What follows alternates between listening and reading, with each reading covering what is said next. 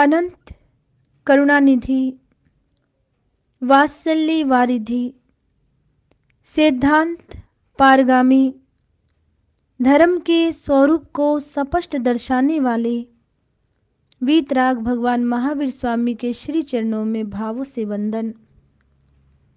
वर्तमान आचार्य सम्राट ध्यान योगी युग पुरुष शिवाचार्य भगवान के पावन पवित्र चरणों में कोटि कोटि नमन करती हूँ। मम हृदय निवासिनी गुरनी मैया महासाध्वी सरल आत्मा बीना जी महाराज साहिब के श्री चरणों में शत शत वंदन करते हुए धर्म प्रेमी बंधुओं, माताओं एवं भावी जीवों, आप श्रवण कर रहे हैं आत्मविश्वास के ऊपर प्रसंग। महापुरुषों की वाणी, महापुरुषों की हिदायतें, शिक्षाएं हमारे जीवन में एक ऐसा उजाला, ऐसा प्रकाश करती है जिससे हम कई बुरे मार्ग से हट करके रोशनी के मार्ग को, अंधकार को छोड़ करके प्रकाश के मार्ग को ग्रहण करते हैं। आई होप कि मैं उम्मीद करती हूँ कि आप महापुरुषों की वाणी को सुनकर के अवश्य में कुछ ना कुछ ग्रहण करेंगे और आत्म कल्याण के मार्ग को अग्रसर आपकी आत्मा होगी, ऐसी आशा करती हूँ। कहा है महापुरुषों ने, किसी चिंतक ने, विद्वान ने, कि घर में drawing room, kitchen room, dining room की तरह ही एक कंट्रोल रूम भी होना चाहिए, ताकि कभी कोई आउट ऑफ कंट्रोल हो जाए तो उसमें जाकर बैठ जाए और सामान्य होने पर बाहर आ जाए। कितनी सुंदर बात कही है। किसी ने गुस्से में आपको कह दिया कुत्ता और आप भौंकने लगे तो उसने गलत क्या कहा? ये विचारणीय आत्माएं कह रही हैं। सामने वाला गुस्से में हो तो आप चुप हो रहें। और कबीर साहब यहाँ क्या कहते हैं? कबीर जी कहते हैं, मीठी वाणी बोल के न्यारे रहिए आप, मीठी वाणी बोल के न्यारे रहिए आप, अगला उगले आग तो पानी होजे आप, कबीरा पानी होजे आप। तो कितना सुंदर कहा। कबीर साहब कहते हैं कि मीठी वाणी बोल के न्यारे रहिए आप, अगला उगले आग तो पानी होजे आप। महापुरुष कहते हैं कि जिसके पास जो है, चाहे वो डिफेक्टिव माल है, चाहे अच्छा है, चाहे वो विचार कह लो, थिंकिंग कह लो, एक ही बात है। जिसके पास जो है वो इंसान वो ही दे सकता है, उससे आगे वो कुछ दे नहीं सकता। तो लेने वाले पर डिपेंड करता है कि वो उस चीज की पहचान कर रहा है तो वो उससे लेना चाहिए या नहीं लेना चाहिए। अगर महात्मा बुद्ध को 100 गाली कोई दे भी दिया है तो महात्मा बुद्ध कहते हैं, भाई ये मेरी वस्तु नहीं है, और वो वापस बाइज्जत उसको वापस कर देते हैं व्यक्ति को। तो आप बताइए, ऐसी महान आत्माओं की शिक्षाएं कि सामने वाला गुस्से में हो तो आप चुप रहें, गुस्से में कोई कुछ कह दे तो उसे सच ना माने, क्योंकि उस गुस्से करने वाले को उसे खुद ही नहीं पता कि वह क्या कह रहा है। तो महापुरुषों ने बताया कि अहंकार व्यर्थ है, छोटी छोटी बातों पर लड़ना। अहंकार किस बात का? 1 मिनट का नहीं पता कि एक श्वास से अगला आए या ना आए। और क्या कहा है? अगला आए श्वास या ना आए, ये तो आपको भी पता है। तो इसमें बताया गया कि आपको अपने विचार करने हैं, सोचना है, लेकिन हमारी सोच, हमारे विचार हम वहां तक लेकर ही नहीं जाते जहां तक हमें जाना चाहिए। तो क्या कहा महापुरुषों ने? महापुरुष कहते हैं, जब सांस खत्म होगी ये काया भस्म होगी, जब सांस खत्म होगी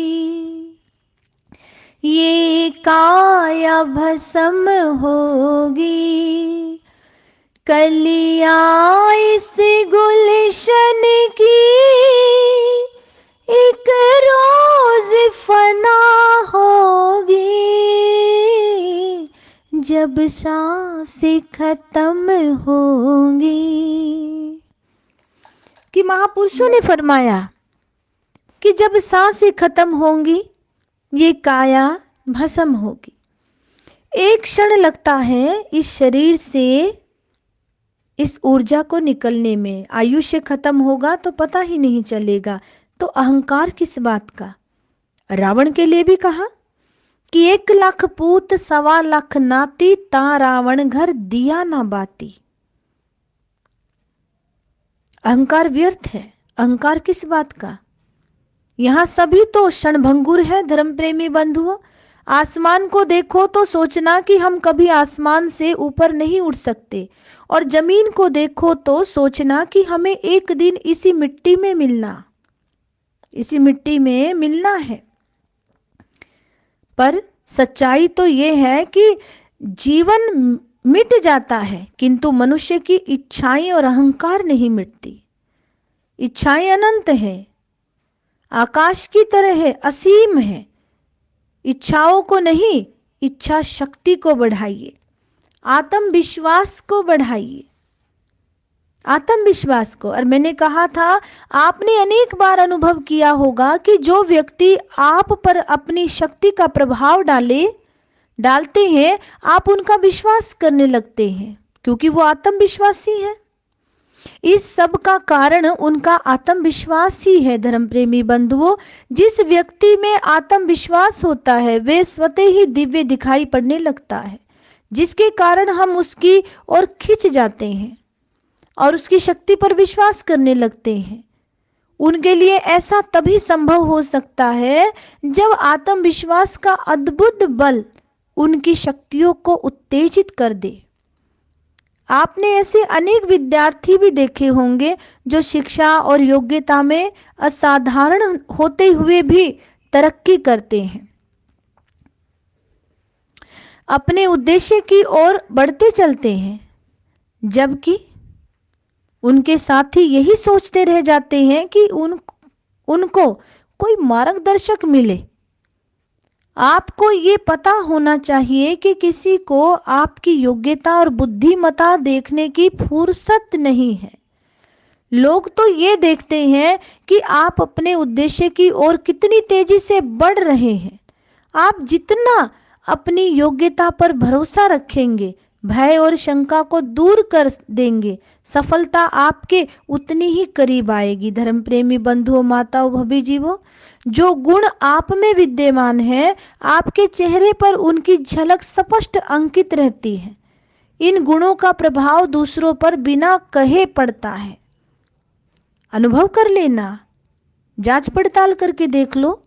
आप जिन गुणों को प्राप्त करना चाहते हैं उनको अपने मन में संजोइए तो वे गुण स्वतः आपके हो जाएंगे। आपका मुखमंडल उन गुणों के प्रकाश से जगमगाने लगेगा।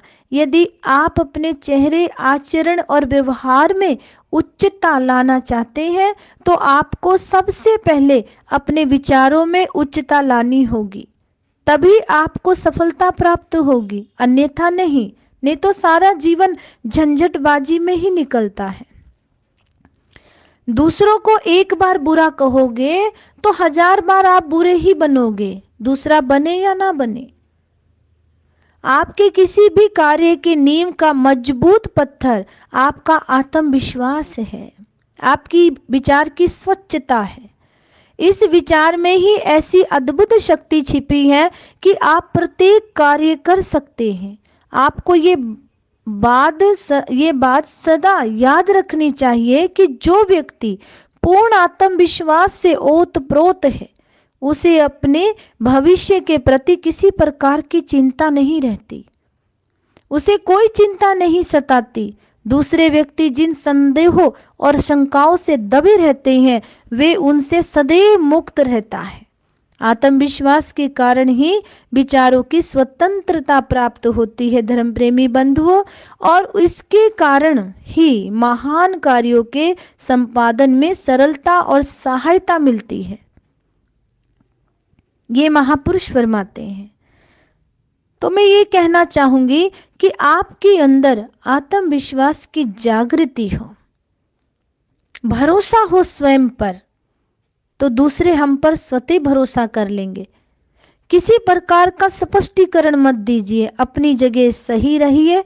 जग स्वयं उगता सूर्य देख लेता है। सूर्य कभी आपको टेलीफोन करके नहीं आएगा, सूर्य देव कभी आपको कॉल नहीं करेगा, कभी टेलीफोन नहीं करेगा, कभी दूरभाष के द्वारा आपसे वार्तालाप नहीं करेगा कि मैं आ रहा हूं।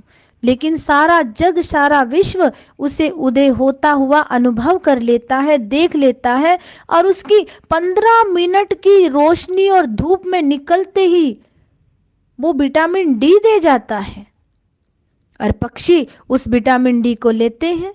तो शिक्षा देना चाहूंगी, जिसके शरीर में विटामिन डी की भी कमी है, तो वो 15-20 मिनट के लिए सूर्य की आतापना अवश्य में ले, ध्यान में बैठे और ज्ञान मुद्रा में बैठे, चौकड़ी लगा करके बैठे, पालती मार के सिद्धासन में, और सिद्धासन में बैठ करके अपने विचारों को सोचना है कि मैं स्वस्थ हूं। आज के लिए इतना ही। आगे फिर आत्मविश्वास पर आपके सामने प्रसंग रखना चाहूंगी इन्हीं शब्दों के साथ। ओम शांति, जय महावीर।